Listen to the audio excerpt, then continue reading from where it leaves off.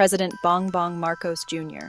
signed into law Republic Act No. 12002, or the Anti-Agricultural Economic Sabotage Act, which will allow the government to go after illegal activities disrupting the agriculture sector, food supply, and prices. This law is a game changer for the agriculture sector. It targets illegal activities like smuggling, hoarding, and forming cartels, offenses that now carry life imprisonment and hefty fines. The law also establishes the Anti-Agricultural Economic Sabotage Council.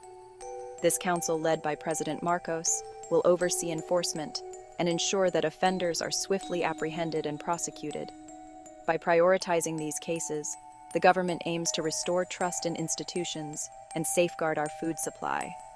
Marcos calls this legislation a weapon for the public to combat economic sabotage. This marks a new era of protection for farmers and consumers alike. The act also includes provisions for financial support to farmers, ensuring they have the resources needed to thrive.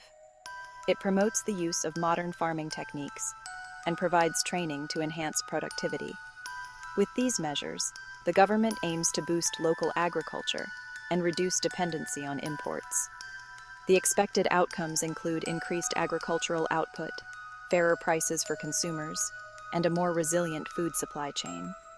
This comprehensive approach not only targets economic sabotage, but also uplifts the entire agricultural community. Together, we can look forward to a future where our farmers are empowered and our food supply is secure.